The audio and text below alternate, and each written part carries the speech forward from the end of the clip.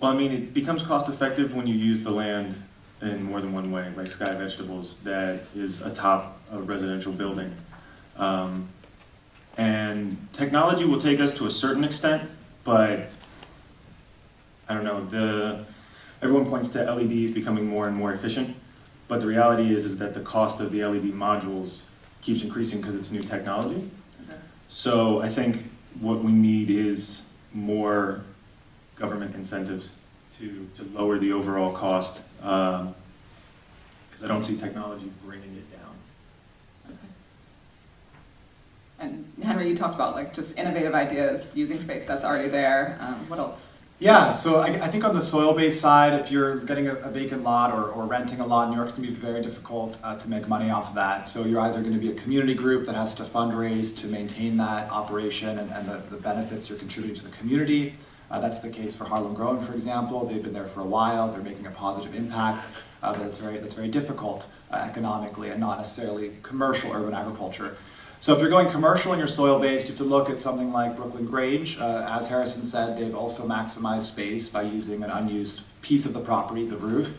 But they've also really been very smart in how they distribute various activities. So they have a separate nonprofit that manages their nonprofit activities, keeps the space kind of engaging with the community, but doesn't affect their operation in a complex way. That's very smart, because in the end they're commercial growers and they need to focus on that. Simultaneously, they've set up their own group that does events at the space, and they charge a premium for the wonderful view and the wonderful experience that they have there. And that's quite common across the world with commercial urban agriculture that's soil-based, is you need to create other revenue streams, including events.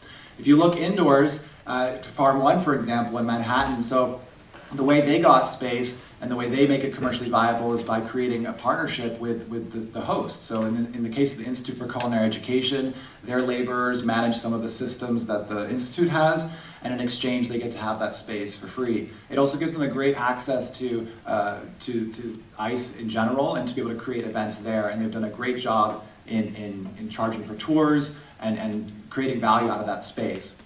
If you go much larger, I think Alex can talk a lot about that, but I think the future of large-scale vertical farming, it's a debate whether it's a good thing or a bad thing, but is automation, is understanding what we can learn from AI, machine learning, robotics, and I think that's going to really help, because when we look at a lot of the economic models for large-scale commercial farms, the operating costs are certainly high in the context of HVAC and lighting, but they're very high in the context of labor. And so that needs to be navigated and that needs to be managed for this to become economically viable. As Henry mentioned, we do have a little bit of experience in growing in a large facility. And labor is certainly one of our expenses. We work with the New Jersey EDA, and they have a program called Grow NJ. And what they're doing is they're giving us essentially tax incentives for hiring.